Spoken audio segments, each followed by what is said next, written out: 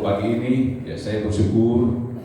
Ya saya mengikuti acara tadi malamnya, acara mungkin IGEM Lili ikut juga kali ya di Kota Tua. Saya mengikuti acara Pasca. Di situ juga Tuhan sedang membentuk hati saya. Kalau minggu yang lalu IGEM berkhotbah kesabaran. Ya memang kami tidak punya gelang, kami masuk. Dan itu harus ada gelang. Tapi gelang itu tanda supaya kita dapat snack ya. Ya ketika kami dari rusun berangkat, ada beberapa orang ibu-ibu, termasuk Ibu Deborah. Kami sampai di Kota Tua, Bapak Ibu, masuk putar dan mau ngambil makanan itu, snack.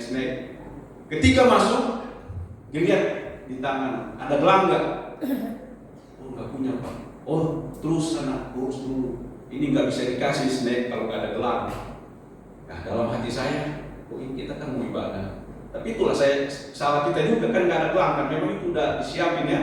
Nah disitulah Tuhan membentuk lagi hati saya. Oh Tuhan, kemarin Ibu Gem masih berkhotbah kesabaran ya, saya sabar. Karena biar motivasi datang sini bukan untuk datang ambil snack, tapi untuk datang beribadah. Amin. Untuk datang merayakan ibadah Paskah bersama hamba Tuhan dan anak-anak Tuhan di Kota Tua.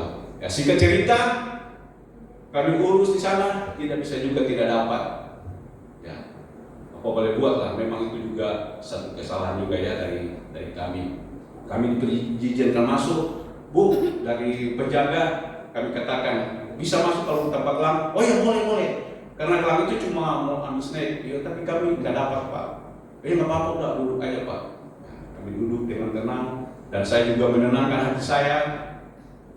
Ya, ketika kami masuk memuji, memuliakan nama Tuhan, luar biasa acara itu. Dan ditutup acara, ya Pak di situ ada juga berdoa di atas mimbar, berdoa untuk persembahan dan lain-lain. Ya, ketika kami sedang ibadah, Ibu Deborah keluar.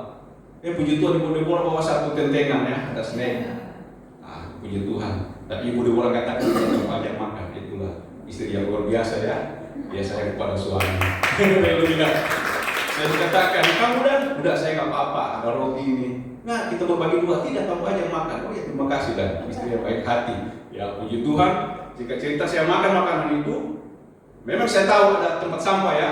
Situ lagi diuji hati saya, Bapak Ibu. Saya taruh di dekat kaki habis makan. Memang saya mau buang, tapi saya minum air dulu, baru saya lap tangan, baru saya. Di samping saya seorang ibu udah ya lebih 60 lah. Dia tegur saya, Pak, jangan buang sampah di situ, buangnya di sana. Aduh, saya mulai. saya ini juga ya. Iya Bu, saya mengerti, saya tahu. Udah mulai terpancing saya ini. Itu jujur aja kita sebagai hamba Tuhan manusia juga ya. Itu proses kesabaran. Terima kasih Bu Gen, itu mengingatkan saya. Saya udah mau terpancing. Saya ingat kesabaran kita ini sebagai hamba Tuhan, sebagai anak Tuhan. Kita ini mau datang apa di sini? Bukan mau datang mau desa atau apa. Ini mau datang mendengar firman Tuhan. Hati saya lembut. Ya Bu, nanti kalau saya selesai makan akan saya buang tempat sampah di sana Bu. Nah, iya baik. Nah, di situ Bapak Ibu. Tuhan membentuk setiap hati saya. Saya jujur ya sebagai hamba Tuhan, kita sebagai manusia Tuhan tetap bentuk. Amin. Ya, pada pagi ini kita membaca langsung firman Tuhan terdapat di Ratapan 3 ya. Kita boleh buka secepatnya ya. Ratapan 3 ayat 22 sampai 23. Sudah dapat Bapak Ibu, sudah ditayangkan di media ya. Ratapan 3 ayat 22 sampai 21 saya bacakan ya. Ini 2 ayat aja Bapak Ibu. Di sini judul perikopnya penghiburan dalam penderitaan. Tak berkesudahan kasih setia Tuhan, tak habis-habisnya rahmat-Nya, selalu baru tiap pagi, besar setiamu. Amin. Puji Tuhan, firman Tuhan sungguh luar biasa ya. Ini kitab yang ditulis oleh Nabi Yeremia ya. Itu ratapan. Kita jarang baca ratapan ini. Itu karena ya Nabi Yeremia ini seorang nabi yang menangis. Ya, sebelum kita jauh, kita baca dulu riwayat bagaimana seorang Nabi Yeremia ini dipakai Tuhan di masa mudanya. Nabi Yeremia adalah Nabi Yehuda Selatan yang dipanggil pada masa mudanya sekitar 627 sebelum Masehi, pada zaman Raja Yosia hingga kejatuhan Yerusalem di tangan Babel. 586 sebelum Masehi, berasal dari keturunan imam. Di Anatot ia melayani selama 40 tahun, membawa pesan pertobatan dan membuat kehancuran akibat ketidaksetiaan bangsa terhadap Allah. Ya, kita mau berbicara pagi ini tentang kesetiaan. Di sini ada kesetiaan dan rahmatnya selalu baru, bahkan yang terakhir juga ya tetap kesetiaan Tuhan bagi kehidupan kita. Latar belakang umat Nabi Yeremia, asal usul dan panggilan. Yeremia lahir sekitar 650 sampai 645 sebelum Masehi di Anatot, sebuah desa para imam di wilayah Benyamin dekat Yerusalem. Ia adalah anak Imam Hilkia. Ia dipanggil Allah menjadi nabi sejak masih dalam kandungan dan mulai pelayanannya di usia sangat muda. Kemungkinan saat itu dia berumur sekitar 20 tahun. Pada tahun 13 pemerintah Raja Yosia 627-626 sebelum Masehi. Konteks zaman dan politik Yeremia berakar pada masa-masa kritis sejarah kerajaan Yehuda, di mana ancaman Asyur dan Mesir mulai meredup, digantikan oleh kekuasaan Babel.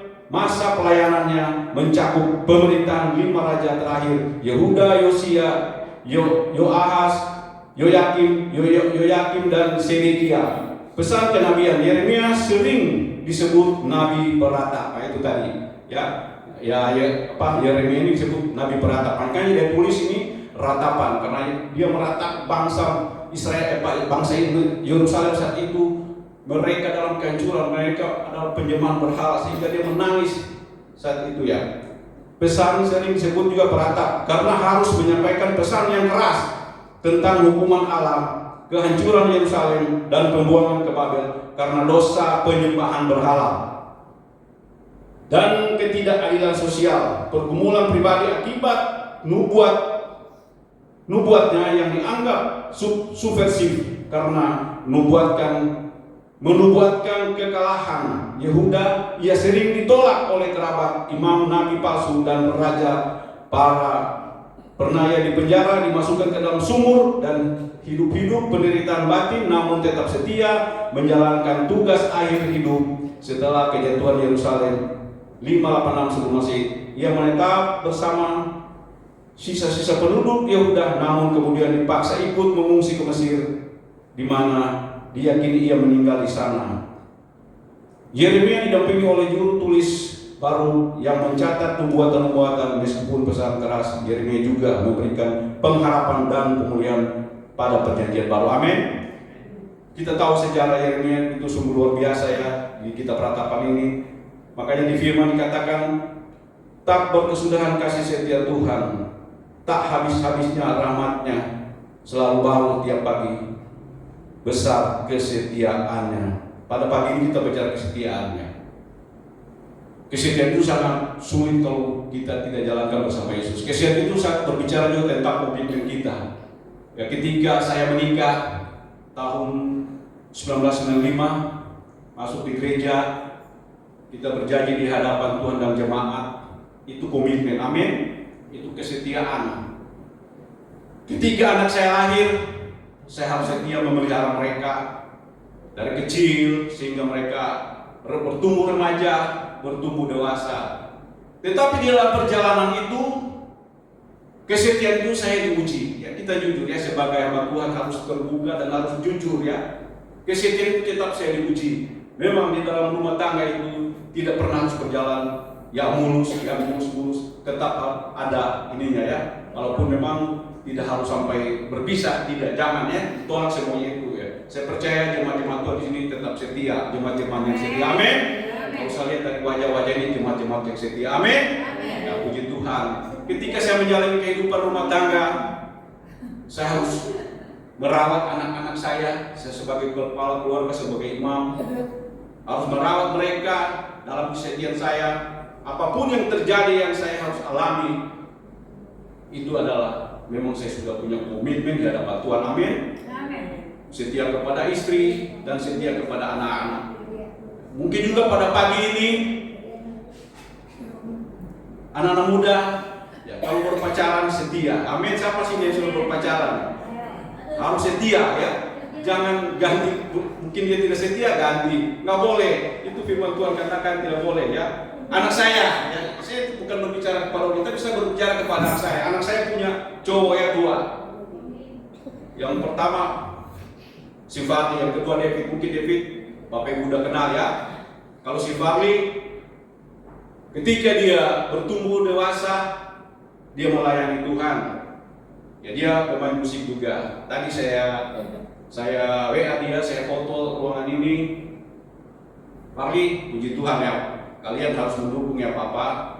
Jelas istri mendukung. Kalian anak-anak harus mendukung Papa dalam pelayanan, karena ini bukan main-main lagi Papa. Papa harus sungguh-sungguh melayani Tuhan. Ya, ini sekarang pagi ini Papa bicara tentang kesetiaan. Bagaimana kesetiaan itu bicara komitmen. Amin. Saya foto pada dia, cuma dia belum jawab. Karena Bapak Ibu sampai harus saya ceritakan begini. Dia sudah melayani musik, dia gitar, dia juga bisa bass, bisa juga apa namanya itu. Apa gitu? Selain bass apa? Ya, yang apa namanya saya kurang ini ya. Melodi. Ya, melodi. Ya, puji Tuhan.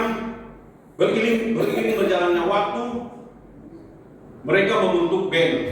Ada band, ya, Revins apa namanya. Jadi mereka itu melayani punya band itu di kafe-kafe.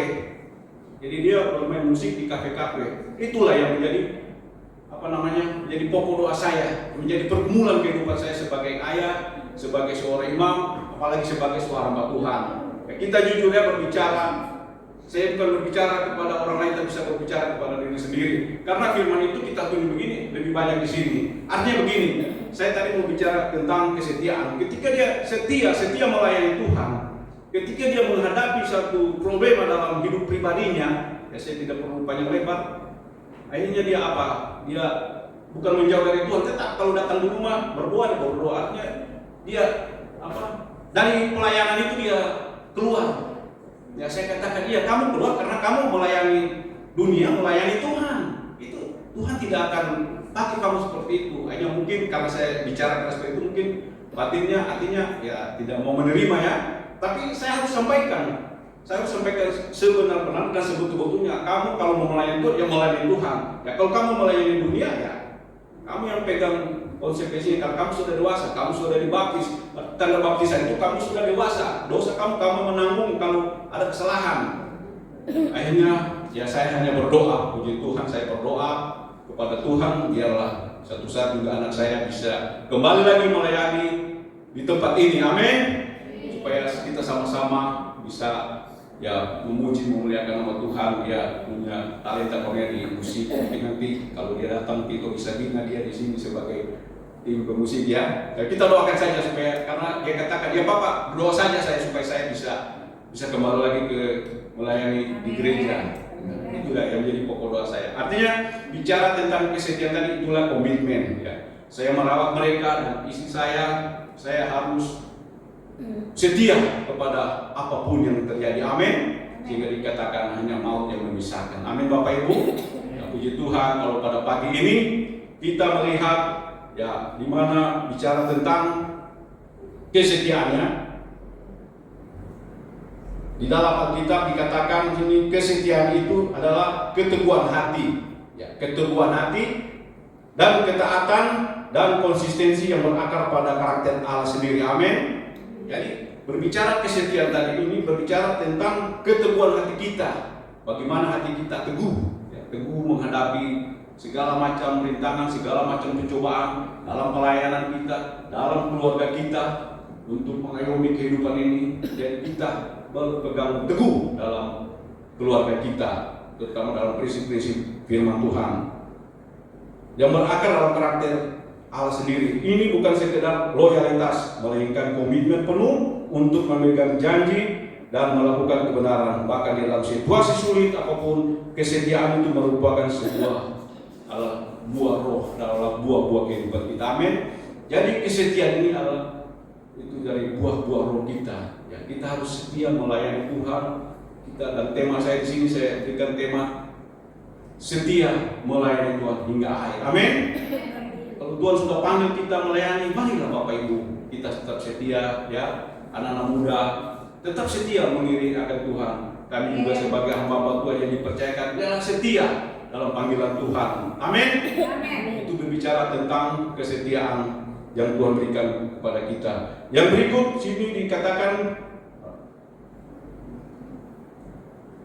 rahmatnya, ya.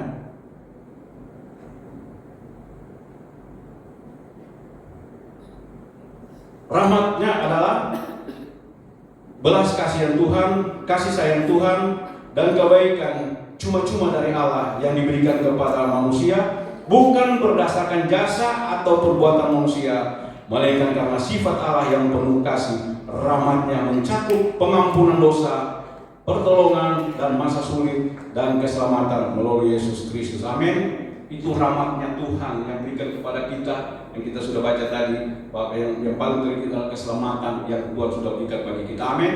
Tuhan sudah memberikan rahmatnya selalu baru dalam kehidupan kita. Ya, saya percaya pada pagi ini kita anak-anak Tuhan yang Tuhan sudah percayakan untuk melayani, kita tetap setia karena Tuhan sudah memberikan teladan bagi kita. Ya, di mana Tuhan sudah memberikan keteladanan bagi kita, kita tetap setia sampai akhir kita dipanggil Tuhan. Ya, saya bersyukur pada pagi ini di mana tentang kesetiaan ini Tuhan juga sedang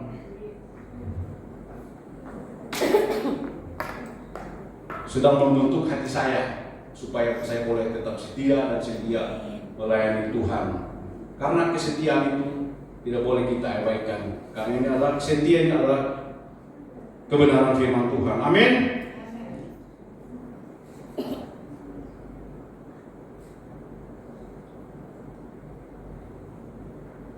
Di sini saya dapat dari sumber yang ditulis oleh hamba Tuhan. Saya dapat tadi pagi saya merenungkan, oh ya Tuhan, benar-benar kesetiaan itu kesetiaan yang berasal daripadamu, yang kami sudah teladani betapa Engkau setia dalam kehidupan kami. Pada saat yang sama Alkitab mengingatkan bahwa kesetiaan manusia memiliki keterbatasan. Manusia dapat lelah, goyah, bahkan gagal. Namun kesetiaan Tuhan tidak pernah berakhir. Amin.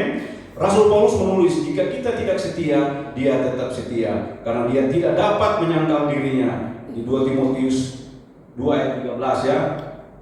Pernyataan ini menjadi penghiburan sekaligus penguatan ketika manusia hampir menyerah. Tuhan tetap setia menopang, mengampuni, dan menuntun kembali ke jalan yang benar. Walaupun mungkin kadang-kala kita tidak setia, tetapi Tuhan tetap setia dalam kehidupan kita. Amin. Bersyukur pada pagi ini, ya. Kesetiaan yang paling sempurna diteladani oleh Yesus Kristus tadi yang kita sudah katakan di awal. Ia setia menjalankan kehendak Bapa hingga akhir, meskipun harus melalui penderitaan di salib. Kesetiaannya membuktikan bahwa ketaatan dan keteguhan dalam jalan Tuhan membawa keselamatan dan pengharapan bagi banyak orang. Dari keteladannya, setiap orang percaya diajak untuk tetap setia menjalani panggilan hidup masing-masing. Kesetiaan bukan berarti hidup tanpa rasa lelah atau kecewa. Kesetiaan adalah keputusan untuk terus percaya dan melangkah bersama Tuhan hari demi hari. Ketika seseorang memiliki untuk tetap setia, ia sedang menyerahkan hasil akhir kepada Tuhan yang setia memelihara hidupnya. Pada waktunya Tuhan akan menyatakan buah dari setiap kesetiaan yang dijalani dengan tekun. Amin, puji Tuhan, ya. Jadi kesetiaan ini Bapak Ibu itu satu komitmen yang tidak bisa kita hindari lagi dan tidak bisa kita lepaskan, ya. Komitmen itu berarti kita komitmen bukan kepada manusia tapi betul-betul kepada Tuhan. Ya, saya bersyukur kalau sampai hari ini saya boleh tetap setia merawat anak saya, tetap membimbing mereka dalam kehidupan mereka, baik mereka di masa pertumbuhan mereka. Saya tetap setia mendoakan mereka. Bahkan saya tetap setia juga kepada istri saya. Apapun yang terjadi dalam rumah tangga, memang banyak, ya, dalam kehidupan yang kita jalani hari-hari ini, saya mau tetap setia. Banyak kerikil-kerikil yang kita hadapi dalam rumah tangga, dalam keluarga kita, baik itu anak-anak kita, baik istri dan suami, kita harus tetap setia. Itu sudah harga mati yang tidak bisa dilepaskan. Amin. Saya percaya pada pagi ini kita adalah orang-orang yang setia kepada Tuhan. Dan puji Tuhan, ketika satu saat kami berbisnis, ya, belum lama ini kami sudah punya komitmen bahwa pembagiannya seperti ini. Ketika kami jalankan, sudah mulai goal bisnis ini, dia berubah komitmennya, bahwa dia katakan kami tidak jadi untuk berbisnis ini karena kalau saya melihat ini mungkin dari pihak Bapak terlalu banyak untungnya. Ya, saya katakan tadi kan kita sudah bikin komitmen bahwa pembagian ini sekian, tapi itulah manusia. Jadi kita tidak bisa salahkan juga mereka, kita tidak juga bisa salahkan karena apa? Karena manusia itu kadang memang tidak setia, amin, tidak komitmen. Tapi pada pagi ini saya percaya kita di tempat ini, kita hamba-hamba Tuhan, kita anak-anak Tuhan, kita orang-orang yang komitmen di dalam Tuhan, amin. Ya, puji Tuhan, saya undang pemain musik. Mari kita berdoa, biar kita renungkan firman Tuhan pada pagi ini. Sekali lagi saya akan baca, Tabat keseluruhan kasih setia Tuhan, tahan sabinya rapatnya, selalu baru tiap pagi, besar setianya. Tuhan tetap setia dalam kehidupan kita, Tuhan tetap setia mengirim kita dalam pelayanan kita, amin. Dan kita harus lebih lagi setia kepada Tuhan. Apapun yang terjadi, yang kita hadapi dalam pelayanan, dalam kehidupan rumah tangga kita, saya mau katakan kesetiaan itu tidak akan pernah luntur, amin. Lagu berkata kesetiaanmu tak luntur, ya. Jadi kesetiaan tidak boleh luntur, amin. Bapak Ibu, kita harus tetap kuat, harus tetap semangat menghidupi Tuhan kita, akan pelayanan kita harus tetap setia. Tuhan datang memakai kita semua, amin.